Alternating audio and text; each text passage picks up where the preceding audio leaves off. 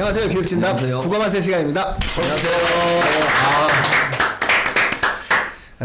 첫 번째의 어떠한 그 작은 단계에서 과정의 단계에서 마지막 4주차 방송입니다. 첫 번째 기획했던 방송의 4주차 방송. 어떤 학생들이 도대체 국어를 힘들게 생각하는지, 그리고 힘든 학생들에게는 우리가 무슨 얘기를 해줘야 되는지. 근데 잘하는 학생들은 지난번 방송에서도 말씀드렸듯이 좀 잘하는 학생들은 다양한 형태의 환경들도 있고 뭐 좀 그런 스스로의 어떤 학습적 능력들이 좋은 학생들이 있는데 사실 이제 좀 안 되는 학생들도 있잖아요. 힘들어하는 학생들. 오히려 그런 학생들에게 뭔가를 얘기해 주는 게 제일 중요할 것 같아요. 저희들의 가장 큰 고민이 그거거든요. 그렇지. 네. 그럼 이렇게 이번엔 또 대각선 한번 가볼까요? 네. 이제 사례를 좀 이야기해봤으면 좋겠어요. 고등학교 1학년 첫 번째 모의고사 또 내신에서 한 5등급이나 6등급을 받는 친구들 굉장히 절망적이죠. 실제로 이제 학원에 아이를 데리고 오시면 어머님이 뭐라고 하시냐면 애초에 우리 아이는 국어를 못해요. 머리가 별로 안 좋아요. 한 3등급만 받았으면 좋겠습니다 라고 하시는 분들도 계세요. 내 새끼를 그렇게 얘기해. 그것도 어렵죠. 너무 엄청나게 말하시는데. 재정관에서 강의를 하면 솔대반 아이들은 잘하죠. 사실은 걔들은 뭐 선생님이 없어도 잘 나갈 아이들입니다. 그런데 10반이나 뭐 한 9반 정도 들어가면 7등급, 8등급 아이들도 있거든요. 그런데 전 그 8등급, 1등급이 되는 걸 봤어요.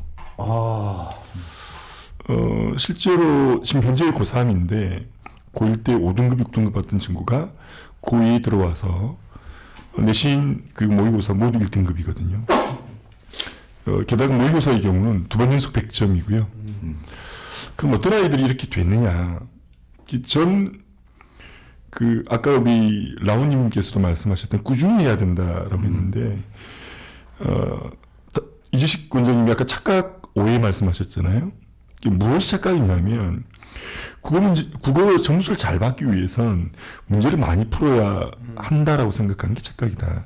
그러니까 물론 1등급 아이들, 상위권 아이들은 고난도 문제를 풀어야 합니다.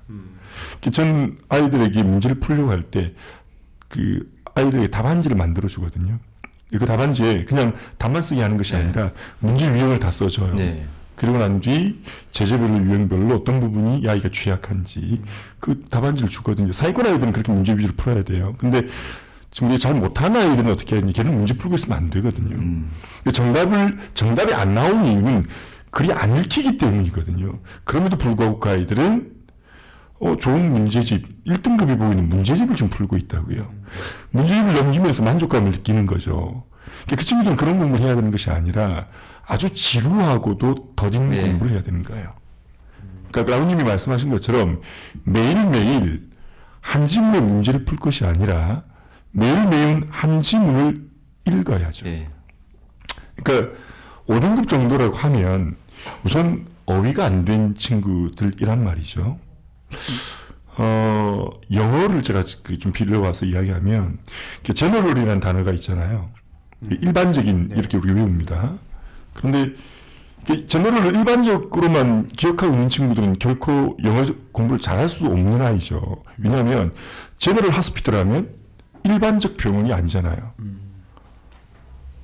제너럴의 뜻이 일반적이 아니라 제너럴의 우리말 일반적인 거거든요. 제너럴은 특정한 것에 제한되지 않는 이런 뜻이라고요. 그럼 제너럴 하스피터라면 종합병원이 나와요.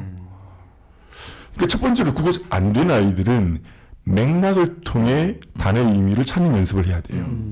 절대로 사전을 먼저 찾아보면 안 된다고 이야기를 하죠. 정걸이 크라바트를 먹다. 크라바트는 지금 제 눈앞에 보이는 책 제목이거든요. 크라바트 전 뭔지 모르겠어요. 그런데 국어에서 필요한 어휘력은 크라바트의 사전적 의미가 아니라 정걸이 먹은 거거든요. 거기서부터 출발해야 되는 거고요. 그 다음에 핵심문을 찾는 연습을 해야 돼요. 이게 아이들이 안 돼요. 국어 선생님들이 이걸 해야 되는데 특히 중1 때의 국어 선생님들이 특히 어머님들도 문제인데 저는 제발 좀 전사고를 가려는 친구들이 아니면 엄마들이 아이들이 국어 점수를 90점 넘게 받기 위해 텍스트를 암기하려는 공부, 내신 점수 잘 받기 위해 국어공부도 사회공부처럼 하거든요. 그거 좀 안 시켰으면 좋겠어요. 그러면 중1 때 뭐 해야 되냐면 핵심을 찾는 연습해야 돼요. 뭔가의 중심 문장 찾는 연습해야 되고요. 반드시 뭘 해야 되냐면 그 주제문을 직접 써야 합니다. 이해하는 걸 표현해야 해요. 실제로 6P를 했었을 때 사고의 활성화, 뇌의 활성화가 다르다 그러거든요. 반드시 주제문을 써야 되고요. 그 다음에 해야 될 게 뭐냐면 주어진 글을 일정 분량으로 요약해야 합니다. 제가 장담하는데요.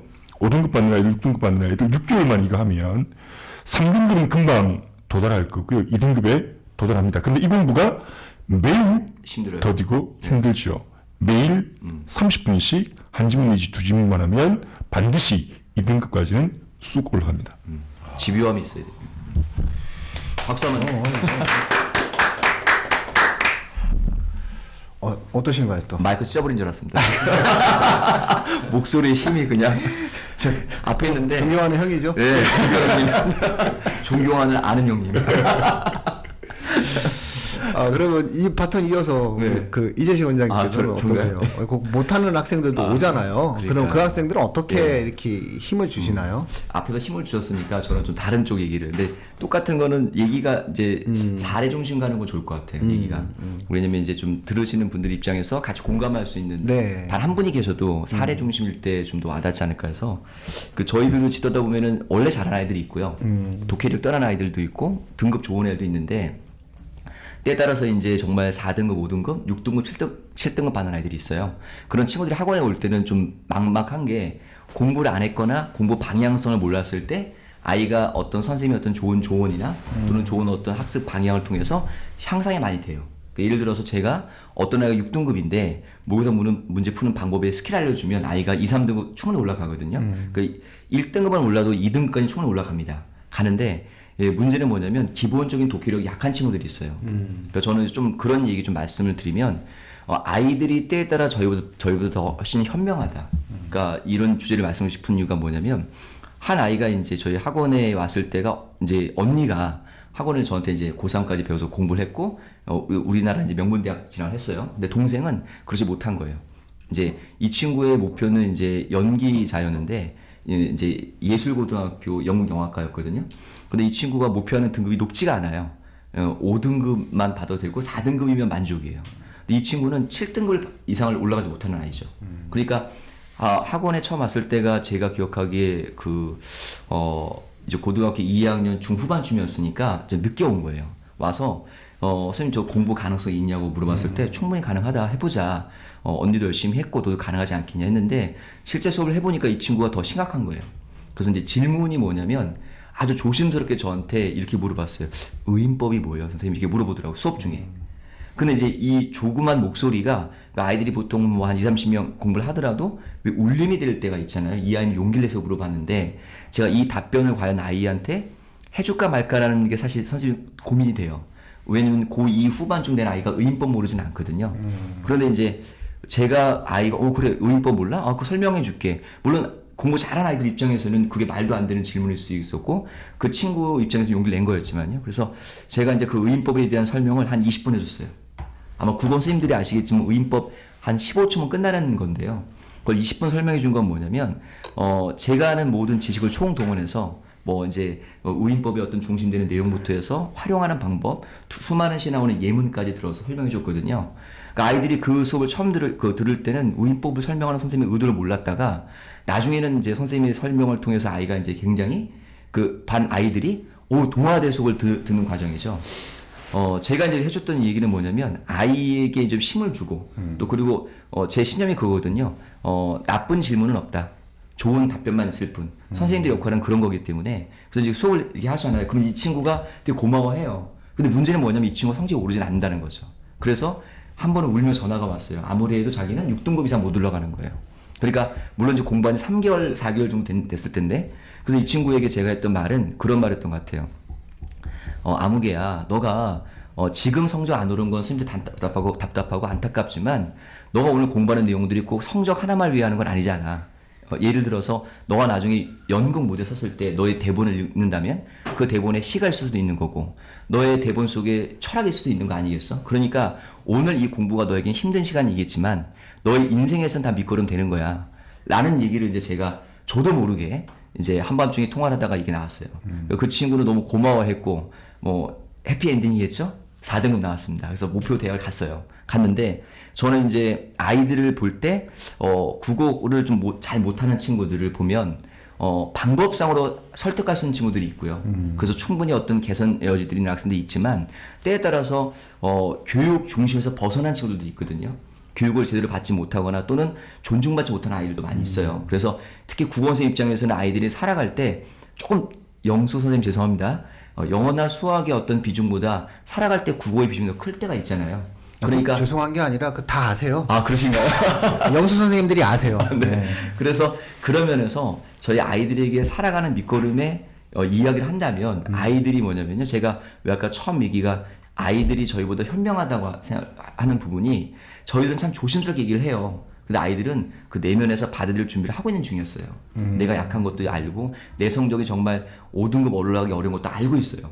그런 선생님이 자기를 포기하지 않고 자기를 위해서 어떤 시간과 애정을 쏜다는 걸 알게 될 때 아이는 비록 성적에서는 조금 미흡함이 나와도 졸업하면 찾아와요. 그리고 나중에 그 친구들이 우리 사회에서 빛과 소금 같은 존재가 되지 않을까라고 생각해서 제가 이제 국어를 좀 잘 못하는 친구들에 대해서 기본적 능력이 좀 약한 친구들에게는 인생을 살아가면서 한편으로만 평가할 수는 없잖아요. 그러니까 그 친구들에게 정말 자기의 밑거름 될 수 있는 것들을 함께 해주는 좋은 선생님을 만나는 게 그게 가장 국어를 잘하는 방법이 아닐까라고 좀 생각을 해봤습니다. 아, 네. 이게 그 질문을 받아주시네요. 네. 그 질문을 20분 동안 설명을 하는데 중요한 거는 네. 그거를 또 반 아이들이 다 수긍할 만큼의 예. 수준에 맞춰서 그 순간순간의 학생들의 눈을 보면서 예. 수업을 진행을 해주신 거잖아요. 근데 결국은 그 선생님이 포기하지 않아야 된다는 말씀이네요. 그렇죠. 예, 그리고 좋은 선생님 만나야 되고 그런 선생님이 학생과 함께 할 때 국어를 잘하기도 하지만 인생에서 큰 힘을 갖는 게 교육이잖아요. 그럴 것 같아요. 근데 저는 더 고마운 게 그 20분 동안 아이들이 열심히 들어줬다는 거. 나머지 아이들도 그 반에는 정말 잘하는 아이도 많이 있었거든요. 근데 그 아이들도 그 의인법이라는 부분을 몰라서가 아니라 선생님이 말하는 의도를 알고 있어요. 이 선생님이 왜 말하고 있는지. 그래서 자기가 듣다 보니까 너무 좋은 얘기가 듣긴 하지만 처음에 시작부터 오픈된 마음을 가지고 있잖아요. 그래서 제가 아주 가끔은 이제 국어 성적보다는 때에 따라서 이제 아이들의 인생을 위해 수업을 할 때가 있거든요. 그러니까 그거는 교육을 하는 분들이 일단 다 같은 마음이실 것 같아서 제가 말씀드리기는 좀 송구스럽지만 정말 국어 선생님에게 자랑스럽다는 생각을 그럴 때 많이 느낍니다. 네. 아까 그 말도 굉장히 인상적이었어요. 네. 나쁜 질문은 없다. 예, 답변만 예, 있을 뿐. 예. 굉장히 멋있는 말이네요. 감사합니다. 4주차 때 이제 뭔가 이렇게 그 이미지 변신을 이제 살살 시도하시고. 존경하는 선배님 감사합니다. 네, 자, 우리 형님은 어떠세요? 예, 저는 이제 그 마지막 요 국어를 힘들어하는 학생에게 해줄 만한 조언이라고 하면은요, 앞에 시간에서 얘기했던 거하고도 연관이 좀 되는데, 저는 이제 비유를 들자면은 뭐 축구 선수든 야구 선수든 이걸 좀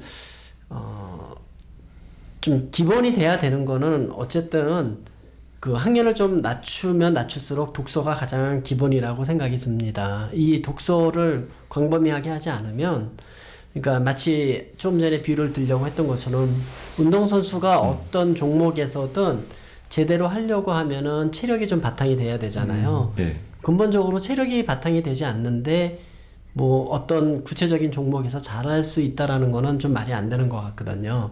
그러니까 학년이 좀 낮은 뭐 초등학교야 뭐 국어를 잘했다 못했다 이런 거를 가지고 판단하기 힘들지만은 중학교를 벌써 한 1학년, 2학년 지나면은 국어 공부를 좀 못하는 학생들이 저는 나온다고 보거든요. 학교 시험을 통해서 그런 게 확인이 되니까. 그러니까 그때는 이제 벌써 교과목으로서의 국어를 해야 되는 그런 시기인 것 같거든요. 그러니까 이제 그 전이라고 하면은 기본적으로 어쨌든 마치 운동선수가 기본적인 체력을 키워야 하듯이 반드시 좀 다양한 독서를 좀 해야만 된다라는 생각이 저는 가지고 있고요. 고등학교로 이제 올라오게 되면은 이제는 이게 시간이 좀 필요한 것 같습니다. 그런데 국어가 시간을 투자해서 한다고 하더라도 바로 이게 결과가 나오진 않거든요. 그러니까 좀 꾸준하게 계속 지금 여기 계시는 대표님, 원장님들이 다 하시는 말씀이 좀 꾸준하게 글을 접하고 꾸준하게 그걸 반복적으로 해야 된다라는 거를 다 동의하잖아요. 그러니까 저도 마찬가지라고 생각하거든요. 막 조급하게 막 그렇게 하려고 해서 되는 문제는 아닌 것 같더라고요. 진짜 오랜 기간 이렇게 강단에서 이렇게 학생들을 좀 보면서 느끼는 것 중에 하나는 막 단번에 뭘 이렇게 해갖고 수학처럼 사실 단계도 있지도 않은 것 같아요. 가끔 저는 국어 이렇게 보면서 요 단계 넘어서서 뭐 요 단계가 되고 요 단계 넘어서서 뭐 이렇게 되는 것 같지는 않더라고요. 좀 그렇기 때문에 여기에 일정 부분의 시간이 좀 투자될 수밖에 없어요. 우리가 그 1만 시간의 법칙이라는 것도 있잖아요. 그런 것처럼 여기에 일정 시간에 좀 투여가 좀 돼야 되고, 그 다음에 이제 고등학교 올라와서 수능을 잘한다라고 하는 것은 일정한 스킬이 좀 필요하잖아요. 그 문제를 풀기 위해서 뭐 그렇다고 해서 독서 지금 많이 해갖고서는 무슨 교양을 늘릴 수 있는 그런 것도 안 되고요, 현실적으로. 그러니까 그런 학생들한테 진짜 해주고 싶은 얘기는 뭐 너무 단순한 얘기일지는 모르겠지만은 꾸준하게 반복적으로 공부하는 습관을 만들어라. 저는 그거 위에는 별 대안은 없는 것 같아요. 그리고 그런 것 속에서 자기의 그런 스킬을 키워나가야 된다라고 하는 거예요. 그 영어 표현을 써서 그러는데 스킬이라고 하는 이런 것이 아까 우리 대표님들이 좀 말씀하셨던 뭐 핵심어 찾기라든가 뭐 글의 구조를 파악한다든가 내용을 제대로 좀 이해를 한다든가 이런 것이 바로 그런 전 스킬이라고 보거든요. 우리가 못하는 이 친구 이야기하잖아요. 네, 힘든 학생. 그러니까 예를 들어서 이제 고2, 고1이다. 이렇게 못하는 건 왜 못하는가? 중1이나 중2 때 해야 될 국어 학습을 안 하는 거거든요. 그러니까 수학을 못하는 아이가 있을 때 고1이 수학을 못하면 굉장히 고1 교재 들고 있으면 안 되고 중학교 수학으로 다시 가야 하는 게 맞는 이야기 아니겠습니까? 그렇죠. 그렇다면 국어도 마찬가지죠. 고1 등급이 뭐 내신이든 뭐 이것은 안 나오면 최초로 돌아가야 해요. 그것이 우리는 오늘 시종일관 이야기하고 있는 읽기의 본질로 돌아가는 것. 그거 되면 가능성이 있고 희망도 있는 것이죠. 이게 조금 다른 얘기긴 한데요. 아까 전에 이제 갈무리 대표님 말씀하신 것처럼 그 수학이라는 건 이제 학문이잖아요. 학문이라는 건 어떤 배워야 될 단계별이 있고 이제 그 과정들이 있는데 국어나 영어는 사실 이제 도구적인 부분이 강하다 보니까 단계학적 코스들이 없어요. 그러니까 자기의 위치가 얼마큼인지 자기가 뭘 배워야 될지를 몰라요. 그러니까 모르니까 이 단계에 대해서 모르는 상태로 초등학교나 중학교 때 와서 이제 고등학교 때 어떤 단계라는 게 평가의 기준이 수능이나 이제 내신 나오잖아요. 그리고 거기에서 이제 갭차를 많이 느끼는 거거든요. 그래서 어떻게 보면 이제 그 중요성에 대한 인식을 빨리 하고, 그 다음에 두 번째 거기에 대한 어떤 현실에 대한 직시를 해야만 국어를 좀 못하는 친구나 좀 안 되는 친구들이 다음 방법을 찾을 수가 있는데 그 시기를 놓치는 수가 있다는 거죠. 초등, 중등 때 놓치고 와서 고등 때 어떤 몰입을 한다고 해서 안 되는 경우들이 많이 보이기 때문에, 그래서 아까 우리 갈무리 대표님이나 또 유종걸 대표님 말씀하신 것처럼 일정 시기에 걸러지는 체가 있었어야 되는 거예요. 근데 그게 수학이나 이런 이제 다른 과목처럼 영어는 워낙 이제 이슈가 되는 과목이다 보니까 초등학교 때 많은 양을 하니까 걸러지는 게 있잖아요. 근데 국어는 걸러지는 체가 이제 큰 거죠. 그러니까 잘 모르는 거예요. 그냥 보통 다 한 방에 가니까 다 잘하는구나. 이런 것들이 좀 문제입니다. 제가 사실 그러다 갑자기 배신을 하니까 그렇죠. 당황스러운 거죠. 이 방송을 듣는 제 딸에게 한마디 하고 싶은데요. 아, 예. 따님. 지원아 미안해. 어제 제 수업을 듣는데 제 딸이 좀 오해를 했어요. 대한민국에서 영어를 시작을 하는 시기가 영어 유치원부터 시작을 하잖아요. 예. 네. 영어 유치원 6, 7살부터 시작해요. 네, 영유죠, 영유. 그 다음에 이제 어학원 가는 거고요. 그 다음에 저중학교 오면 내신 영어 하고, 고등학교 또 내신 수능 영어 하잖아요. 그럼 영어를 한 20년, 15년 정도 하는 것 같아요. 15년 정도, 네. 한 15년 정도 하죠. 네. 그럼 영어 유치원에 다녔던 아이들은 영어 공부를 하는데 들인 비용을 한번 생각해 보세요. 이게 자꾸 제가 이런 이야기해서 죄송합니다만, 어느 정도 될 것 같습니까? 예를 들어서 6살, 7살부터 해서 영어 유치원을 다니고 어학원 가고 내신, 중학교 내신 가고 고등학교 내신 수능 영어까지 하면 고3까지 하면 어느 정도 될까요? 어마어마하게 들죠. 영유는 굉장히 비싸잖아요. 누구한테 죄송한지 혹시 아니, 제 딸이 오해를 했더라고요. 제가 자기 얘기하는 이야기는 아닌데 그렇게 하고도 영어가 안 되는데요. 제가 부산을 기준으로 봤더니 영어 유치원을 한 6살부터 다니면 1억 정도 들어요. 네, 그 정도 들어요. 그렇죠. 그래서 제가 아이들이 그랬어요. 야, 이거 니들 수입차 좋은 차 타고 다닐 수 있을 정도를 들이면서 왜 영어가 여전히 2등급이냐 3등급이냐 그건 영어 문제가 아니라는 거죠. 결국 웬만한 중학생들이나 웬만한 학원인 학교에 영어 선생님들보다 잘해요. 근데 왜 영어 점수가 덜 나오냐는 건 특히 빈칸 추론 문장 위치 문제이니까요. 그건 국어 선생님들 몫인 거죠. 그래서 저는 어학원 하신 대표님들께 뭐라고 말씀드렸냐면 어학원엔 영어 선생님만 있어서는 안 돼요. 국어 선생님이 들어가야 돼요. 국어 선생님이 독해 틀과 원리를 잡아준 뒤 영어를 입혀야 된다. 그렇게 얘기를 합니다. 딸아 미안해. 가뜩이나 선생님들 구하기 어려운데 자꾸. 잠깐 저도 말씀드려도 되나요? 예. 말씀하셔서 유대표 말씀. 저희도 저 딸 진이 미니 진이 사랑해. 어떡하죠? 이런 분이. 나중에 혹시 우리 딸들이 그런 저희 딸들은 이 방송 안 들을 테니까 넘어가겠습니다. 네, 아까 저 공감하는 내용 중에 하나가 이거는 입증된 건 아닌데요. 제가 이제 이제 학원 교육을 처음 시작할 때 이제 그 당시 느꼈던 이제 괴리감이었는데, 근데 제가 초등 학원 이제 초등 독서 학원을 좀 운영한 적이 있었어요. 그 당시에 이제 뭐냐면 왜 초등학교 부모님들이 독서 되게 중요한다 알고 계시는데 영어 교육에 대한 중요성 때문에 독서 학원을 올 수 있는 시간이 없는 거예요. 그래가지고 고민을 되게 많이 하세요. 2학년, 3학년, 뭐 4학년 이렇게 될 때 영어 교육 공부를 하다 보면 시간을 많이 투자해야 되잖아요.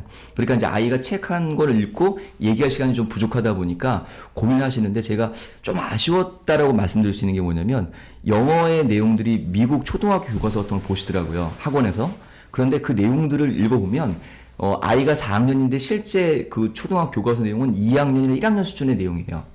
영어 어휘가 어렵다 보니까 아이들이 깊이 있는 걸 하지 못하잖아요. 그러니까 아이들은 계속 영어라는 도구를 배우다 보니까 그 안에 있는 깊이 있는 내용들은 사실 좀 수준이 낮은 거를 배우고 있거든요. 그러니까 일정 시기 아이들이 쌓아야 될 문해력, 독해력, 이런 어휘력 같은 것들을 쌓지 못하는 과정들이 좀 있어요. 그러니까 영어 학원이나 영어 교육이 문제가 아니라 실제 아까 말씀하신 내용 중에 어학원에 국어 선생님이 존재해야 된다.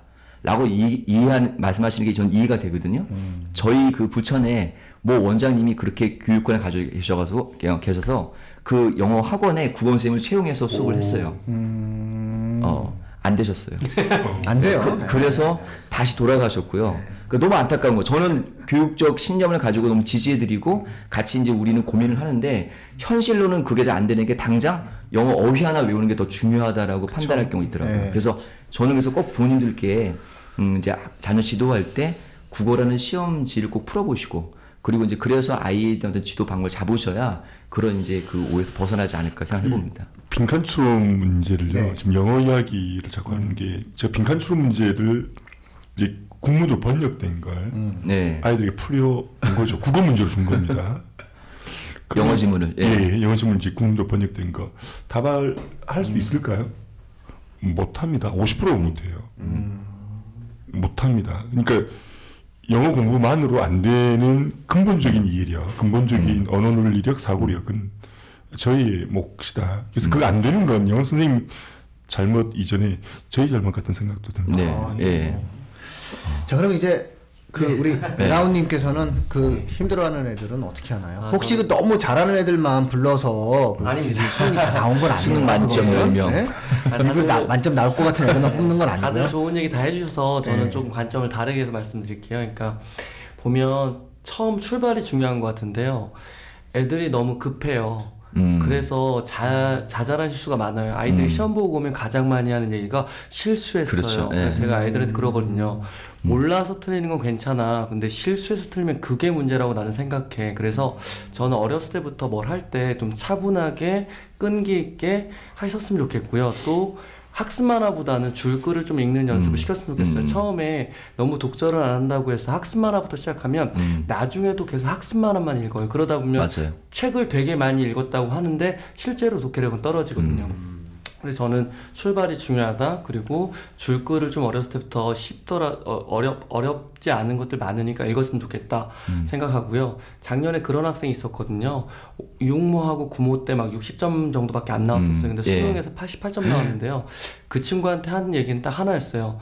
워낙 말도 빠르고 글도 빠르고 모든 걸 빠르게 해. 그래서 예. 너는 조금만 천천히 해. 너는 시간이 남잖아. 45문제를 80분 동안 다 풀어서 60점 맞는 것보다 내 생각에는 뭐 35문제, 37, 8문제를 풀어서 차라리 네가 그걸 맞고 못 푸는 건 어쩔 수 없지만 좀 꼼꼼하게 풀면 될 것 같아. 이 얘기를 계속 해줬거든요. 그래서 너무 서두르지 마라. 너무 급하게 생각하지 마라. 조금만 더 차분해지자. 그래서 그거의 출발은 어렸을 때부터 습관이 드는 게 되게 중요할 것 같아서 저는 그 말씀을 해드리고 싶습니다. 우리 라온님 라온님 말투만 따라가도 예. 급하지 않을 것 차분. 같아요, 애들이. 예. 예. 차분. 제 수업에는 굉장히 빨라요. 아, 또 이렇게. 네. 제가 존경하는 후배 원장님. 그렇죠? 이게 중독성 있어. 내가 어떡하지 이거? 나 어디 가서 내가 이거 계속 써먹을 것 같아서 되게 걱정되는 게 뭐냐면요. 중독성이 있어 이 말이. 근데 어디 가서 모임에서 내가 써먹을까봐 제가 이제 걱정이 됩니다. 존경하는 형님. 존경하는 아는 형님. 예. 되는데. 자, 어떤 즐거움이 있네요. 그래서 제가 아는 컨설턴트 중에서도 약대 컨설턴트가 성격이 급하고 많이 빠릅니다. 예. 제 딸한테 다시 한번 말해야 될 것 같아요. 네. 딸아 미안해. 제 딸에게 우리 라온이 말씀하신 것처럼 네가 성적이 오르려면 국어 잘하려면 말이 빠르면 안 돼라고 했었거든요. 딸아 사랑한다. 예. 아빠 닮아서 그렇다. 네, 마지막으로 제가 간단하게 말씀드리면은 성적이 되게 안 되는 학생이 있었어요. 한 8등급? 8등급이었죠. 네. 이 8등급인 학생이 심지어 이제 모의고사 8등급이었고요. 네, 모의고사 8등급인데 수학이 3등급이 나와요. 네. 네, 수학이 3등급인데 이제 이 친구가 농어촌 특례였거든요. 농어촌 예. 특례에 있는 학생 치고는 상당히 예. 이제 서울 근교에 예. 있어서 그런지 그래서 이 친구한테 제가 네가 대학을 갈 수 있는 유일한 방법은 예. 그 꿈이 뭐냐면 연기자야. 그래서 너는 개그맨이죠. 예. 여기서 연기자라 하면 이렇게 외모가 그래서 연기자인데 사회도 잘 보고 되게 탁월해요. 그래서 전교 이제 그 임원도 하고 그래서 예. 이 친구한테 제가 얘기했죠. 자 문과로 바꾸자. 못 간다. 그리고 연기자가 꿈인데 왜 문과를 가? 이과였나요? 공대에 가서 엔지니어가 돼야만 연기를 하는 것도 아닌데 네가 진로가 그렇다면 문과를 고3 때 바꿨어요. 고3 때 예. 바꾸고 사탐을 인강을 20번을 들어라 그랬어요.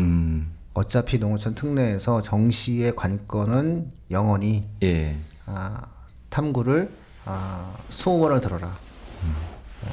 인강은 20번 들으라고 얘기했어요. 예. 얘가 한 5번을 듣더라고. 정말 5번을 예. 듣고 똑같은 강의를 듣고 또 듣고 또 듣더라. 그래서 네가 독해가 안 돼서 성적이 어차피 안 나올 거기 때문에 네가 읽을 수 있는 책 한 권을 선정해서 역시 이것도 반복적으로 10번을 읽자.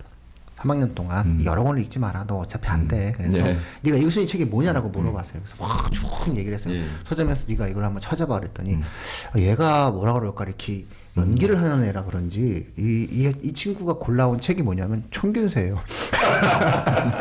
그래서 웃으면서 아니 선생님이 좋은 책을 많이 해줬잖아. 네가 읽을 수 있을 만한 책을 많이 했잖아. 근데 쌤, 전 이 책이 되게 마음에 애가 저는 그래서 되게 좋아하거든요. 그래서 그래 마음에 들어. 너 배구자는 건 아니지. 그랬어요.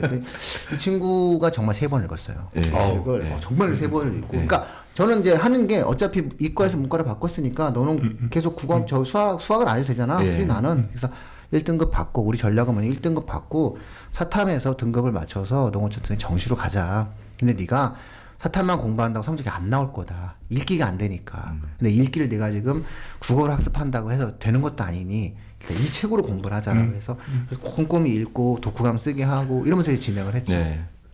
결국은 갔어요. 예. 결국은 이제 그 본인이 상상할 수 없었던 학교를 갔어요. 예. 농어촌 특례로 갈 수 있는 학교를 갔는데 이 친구는 그래도 자기가 예. 저를 만나서 뭐가 제일 그렇죠. 좋아하냐, 대학 간 게 제일 좋았어요. 예. 자기 그래도 선생님 덕분에 그래도 제가 그렇죠. 충균세를 읽었잖아요.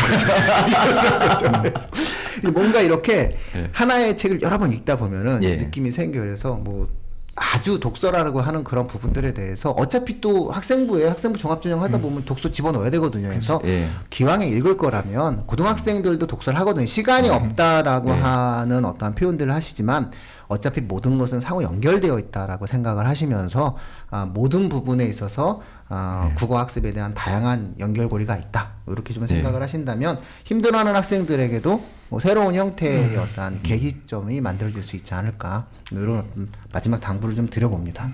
정말 저는 너무 동의하는 게요. 내용 말씀 중에 우리 진행자 말씀 중에서 첫 번째가 이제 물론 그 아이가 좀 사고력이 있는 친구 같아요. 두 번째는 독서를 통해서 독해를 키웠고요. 가장 중요한 건 그걸 읽을 수 있는 선생님을 만난 거예요. 네, 아니 그냥 걔가 폼 나는 거 좋아해요. 자꾸 이렇게 애를 막 찾아. 그래도 네 인생에서 그래도 좀 이렇게 고급진 책 한 권 좀 한 권 읽고 사람들 앞에 나가서 얘기가 되지 않아 그랬더니 막 애가 막 눈을 찾아서 막 찾았어요. 그래서 분명히 이제 국어 수업을 듣는 것만으로 또 문제집을 푸는 것만으로 해결할 수 있는 부분이 있고요. 근데 그걸 이제 시너지를 일으키는 방법이 우리가 하루 종일 이야기한 4주 내내 이야기한 독서와의 그러니까 그거는 이제 제가 8등급이라고 제가 미리 말씀을 드린 이유가 이런 것은 하나의 사례이기 그렇죠. 때문에 이 사례를 일반화시키실 필요는 없다 이렇게 말씀을 드립니다. 자, 저희가 이런 식으로 계속 진행해 나갑니다. 국어 만세는. 그리고 쭉 이제 방송이 진행이 되면서 이제 저희가 이제 녹화 분량이 여기서 끝났기 때문에 다음번 녹화 분량서부터 계속 이제 댓글에 만들어진 내용들을 갖고 추후 좀 찾아서 말씀을 드리고요. 구체적으로 국어에 관련된 모든 것들을 종합적으로 다루는 그런 방송으로 청취자분들께 항상 다가가겠습니다. 자, 이거 하셔야죠.